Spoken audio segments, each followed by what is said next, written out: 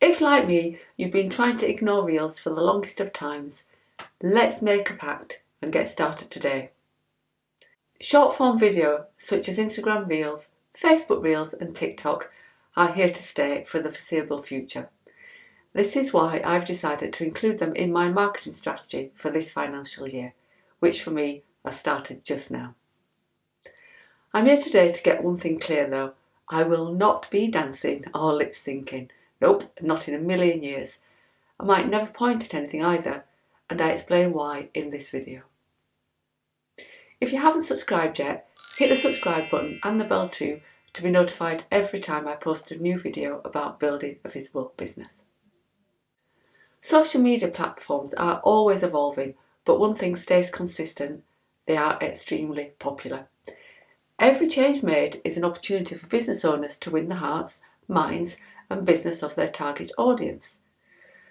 So I guess we are supposed to embrace these changes or fall behind. Until now, I haven't embraced Reels or TikTok, and here's why.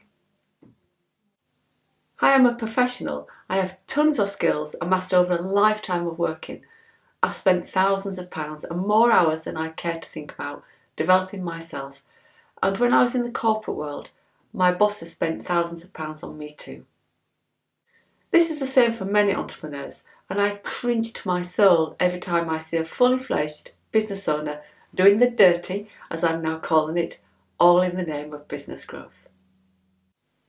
I would never have expected one of my corporate bosses to call me into his office one day to tell me I had to dance on video, even if it was part of a marketing campaign that I was involved with. And they wouldn't have asked either. I worked for serious businesses making serious money. Yes, we made video. Yes, we sometimes had fun doing it. But the message was the star of the show, not how good we were at shaking our asses. And I'm not going to expect it of myself now that I'm self-employed. I respect my audience and myself far too much for that. However, I'm not going to ignore the fact that Instagram has over 2 billion monthly users, and many of those will be searching and enjoying the Reels function. I'd be absolutely daft not to get involved. On a side note, I did a quick poll of my business buddies, and it appears that the women in my community are outnumbering the men when it comes to dancing. I wonder what that means, but I guess that's something for a different day. What I'm really interested in is adding value to my audience and doing it in a way that they enjoy, yet feels okay for me too. I honestly don't believe they expect to see me playing the fool. They want me to share some of my journey, a bit of behind the scenes stuff, a little peek every now and then into my life maybe, but mostly they want me to give them tips and advice to help them with their business, to help them grow. I'd love to hear if you're using Reels right now and how. Let me know in the comments below. People then say to me, but what about the trending Reels? Are you not going to do those? You may go viral. My answer would always be, is me picking up on a trend adding any value to my audience? And this is the crux of all this, knowing your audience. Yes, if I was a 17-year-old budding rapper, then I would be all over the dancing and singing and trends. But I'm not. So no, I'm probably not going to be taking too much notice of the trends either.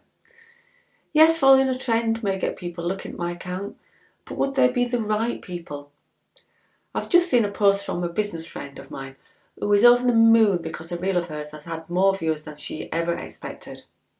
But when I looked at it, she shared a video of her cat, and it was very cute. This sort of lifestyle reel can be nice to do every now and then. But I could probably guarantee that most of the people who have watched it are not doing so because they want to work with her or buy her programs. They just wanted to see a cute cat, and that's okay every now and then. As a journalist, I think like a journalist. A reel needs to be planned and designed just like any other sort of content. It has to have a purpose, a hook, and get to the point quickly.